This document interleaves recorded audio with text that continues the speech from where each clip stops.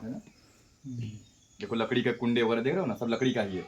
हाथ में कुंडा देखो, देख रहे हो, लोहे का इस्तेमाल नहीं किया गया है, बस केवल ताला भर लोहे का। हाँ जाओ, है ना। ये धारणा के लिए महत्व पतंजलि का आपका अष्टांग योग का नियम है ना, यम नियम आसन प्राणायाम प्रत्याहार ध्यान धारणा समाधि। तो ध्यान के लिए वो धारणा के लिए यहाँ पे मसाल जलाई जाती है, यहाँ पे साधक बैठता है, वहाँ पर दीपक जलाया जाता है। वो जो त्रिशूल का आपके तीनों जो पॉइंट है उस पर ध्यान केंद्रित किया जाता है। वो जानते हैं झोपड़ी के जो तीनों पॉइंट हैं उसके ऊपर निकलने लग जाता है ना। सतत अभ्यास की प्रक्रिया है ये। गोचारण के लिए वेद विद्यालय का पूरा जो कॉन्सेप्ट जो सृजन होना है आगे होगा। ये कब होगा? हाँ हो रहा है। ऊपर क्या है? मंदिर है? सारी चीजें हम आपको दिखा रहे हैं। अरे उधर ही चलेंगे, आप चिंता न करिए। इसको बोलते हैं ये संतों के रुकने का स्थान, ठीक है। आ जाइए।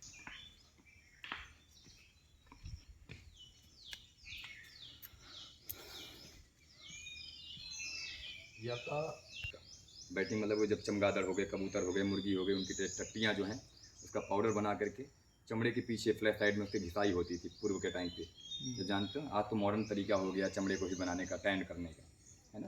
तो वहाँ बैटिंग एजेंट की जो स्मेल है आपको जानते हो ना, घबराहट कर देगी, पित्त स्त्री और पुरुष, है ना। हाँ अगर क्या बोलते हैं कोई साधक है जिसके पास में स्त्री ही नहीं है तो अपनी माँ को ले सकता है, अपनी बहन को ले सकता है, अपने किसी भी मातृका एक होना वहाँ पर ज़रूरी है, ठीक है ना। जितनी आहुति आप अग्नि में डालेंगे उतनी आहुति वो जो स्त्री होगी वो जल में डालेगी, और वहाँ पे पुरुष सूक्त का पाठ किया जाएगा और वेदों की ऋचाओं के साथ में आहुति दी जाएगी संकल्प पूर्वक। आइए। भोले शंकर, नमः पार्वती पते, हर हर महादेव।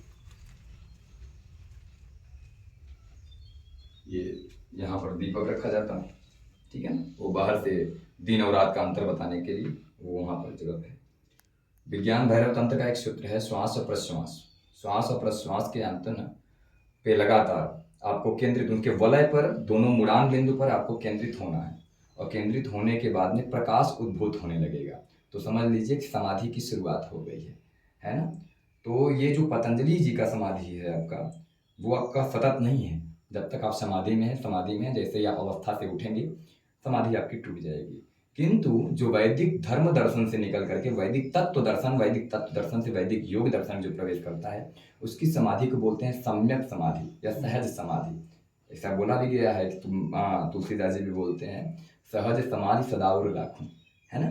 तो उसको सम्यक समाधि बोलते हैं। वो कोई भी कार्य करते हुए भी वो समाधि टूटती नहीं है। आप कार्य भी कर रहे हैं लौकिक, लेकिन तो आपकी समाधि सम्यक समाधि बनी हुई है, समझ है ना। उसके लिए स्टेजेस बनाए हुए हैं, स्तर बनाए हुए एक एक एक करके, है ना, साधक को पूरी तरीके से पुरस्कृत करने के लिए। आइए नारायण। पर्सियन लैंग्वेज मालूम क्या? पर्सियन इधर का ईरान जो अभी हाँ वर्तमान का जो ईरान। तो जो पर्सियन लैंग्वेज है उसमें जो लिखा गया ऋग्वेद को उसको बोलते हैं अवेस्ता। अवेस्ता और ऋग्वेद को अगर देखा जाए तो एक ही सिक्के के दोनों आलू पल्लू हैं, बात में आती ना। हाँ तो अवेस्ता में जब जानते हो ना एक प्रक्रिया होती है पंचवा महाभूत को सूक्ष्म करने का, सरलीकरण करने की प्रक्रिया जिसको बोलते हैं।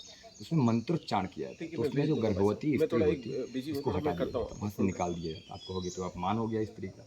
हमारे हिंदू धर्म वाले होंगे चिल्लाने लगेंगे हिंदू हिंदू हिंदू करने वाले, है ना, वो जय जय जय जय जय जय श्री राम करने वाले, है ना, वो अलग ही कैटेगरी हो गई है। हाँ ऐसा नहीं होना चाहिए। हम जाने फिर माने, तीन चीज़ें हैं दुनिया में, जानना क्या है, मानना क्या है, करना क्या है। जानना है स्वयं को, मानना है ईश्वर को, अब करनी क्या है, करना क्या है, करना है सेवा। ये तीन चीज़ें अगर जीवन में हैं आप सनातनी हैं। बात समझ में आती? जो व्यक्ति आत्मज्ञान से पुरस्कृत हो जाएगा, आत्मज्ञान के अंत आविर्भूत हो जाएगा उसके भीतर में, आत्म तत्व को जान लेगा, आत्म तत्व से परिचय हो जाएगा उसका, वो व्यक्ति जानते हो ना ईश्वर के नज़दीक हो जाएगा अपने आप। और जब व्यक्ति ईश्वर के जो नज़दीक हो जाता है वो जानते हो हर किसी में ईश्वर को देखता है। अगर आपको हर किसी में ईश्वर दिखाई देगा, तो ईश्वर मिल जाए तो आप क्या करना चाहोगे? सेवा ही तो करना चाहोगे ना, और क्या करना चाहोगे, है ना। तो ये हमारे सनातन की खूबसूरती है। उसी में तो मंत्रों में इतनी पावर होती है, आपको देखते हैं दिखाते हैं। ये देखो मंत्रों के पावर हैं लगातार। देखो एक पीतल चटक गया, ये देखो पीतल चटक गया है, पीतल फट गया है, दिख रहा है ना? इसीलिए धातु का प्रयोग नहीं किया जाता है। बात समझ आती है? आइए अंदर।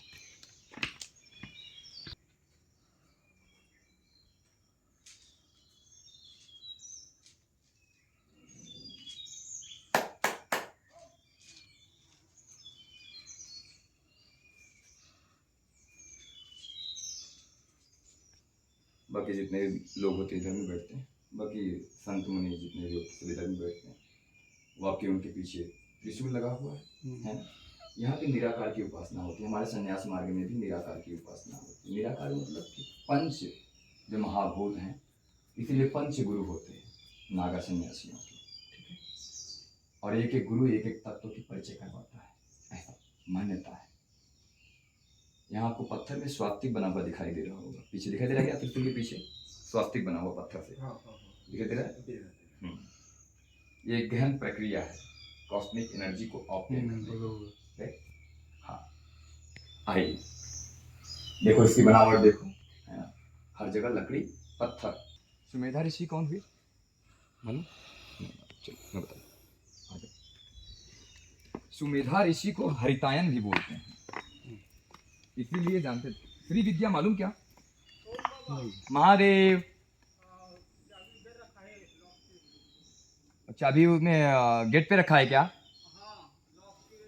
तो सुमेधा जो नाम रहा उसका अपभ्रंश हुआ तो हो गया मेधा। कालांतर में शब्दों का अपभ्रंश हो जाता तो उसको बोला गया मेधा। फिर मेधा से हो गया फिर मेढ़ा।